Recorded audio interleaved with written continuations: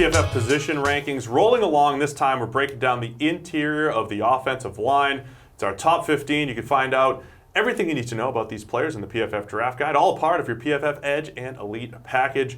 Mike, it's not the best group of interior offensive linemen, at least not at the top. There's a little bit of depth here, but we've been setting the cutoffs as far as first-round grades. We set it after number 1, Elgin Jenkins from Mississippi State. And just to jump ahead here as far as round 2 cutoffs, we're pretty much right about here. So we're talking about 4 guys in that round 1, round 2 mix. Tell me about Jenkins from Mississippi State. I was going to say, if you want an interior offensive lineman in this class, you're not SOL. There's a chance of you getting one, but you're probably going to have to go watch our tackle video and pick one of those guys to convert him inside, because there's not a lot of pure interior offensive line talent at the top of this draft. But Elgin Jenkins, what I love about him most, his balance, shows up in pass protection. We only lost a handful of reps all last season in the SEC.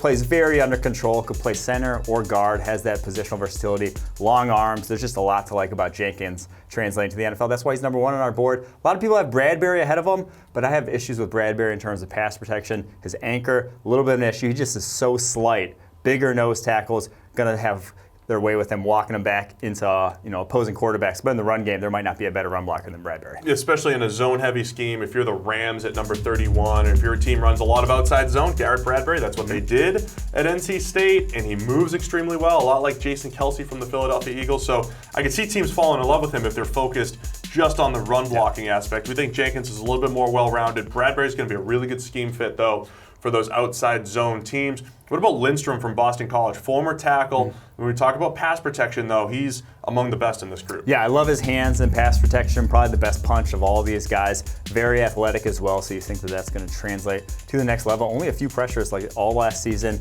And probably, if you really need a tackle and you're sitting there on day 2 and there's been a run on tackles, you could probably kick him outside as well. He has the size and the length to possibly do it. So at least try. Yeah, at least try it. So, similar to Braden Smith a season ago, I like Lindstrom in that regard. The rare guard to tackle move. Yeah. You never know if it's going to work out like Braden, as you said. And I'll let you get in here on this is Frohold. Frohold. Sorry. Yeah. Center and guard at Arkansas. Played mostly guard this past season, but a few games he played at center as well. Kind of short arms, but again, another very good athlete. Not going to wow you. Doesn't have any highlight reel reps in the running game, but constantly controls guys. And I go back to the Alabama game against Quinnen Williams. There wasn't an offensive lineman who held up better against Williams and his athleticism all year long than Yeldy. Very good in terms of pass pro. Another guy where we're gonna be higher on guys who can pass protect on the interior. That's who we want. The big maulers, you can keep those if they can't get the job done in pass protection. Frohold only had 5 pressures allowed all last season playing in the SEC, so there's your pass protection there. Let's get into these guys. We're talking rounds 3 and beyond. There's a wide range here. Nate Davis, hashtag fun to watch guy because of that low center of gravity, the super low stance at Charlotte. If you've ever seen him on tape, I've never seen a guy's butt closer to the grass in his stance on an offensive line at a major college, at like a real college program, not like a high school. He was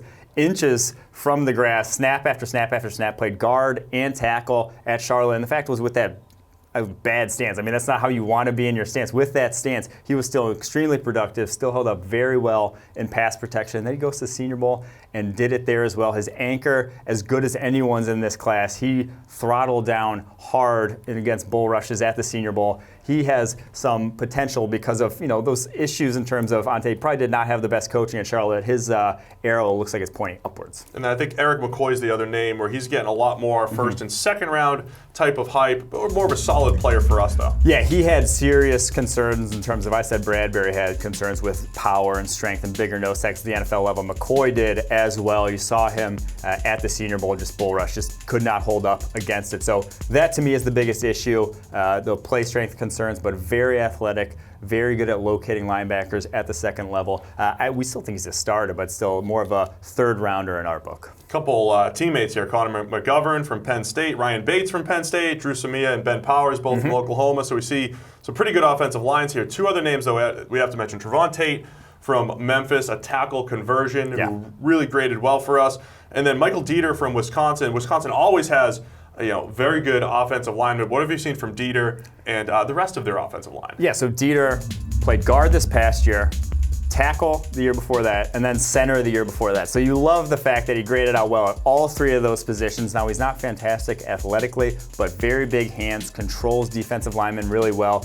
Probably could play either guard or center. I wouldn't really try him at tackle. Just does not have the athleticism to hold on there. But the other one, the other Wisconsin guard, Bo Benshaw, does not make this list. He just had his issues in terms of athleticism. He is so far on the bad side of it that I'm not going to take my chances with him. Saw it show up in the Michigan game this past season, went up against a little more of a defensive line that'll do a little more stunting, do a little bit more movement up front, and he got his butt whipped in that game. That is an issue for me when projecting to the next level.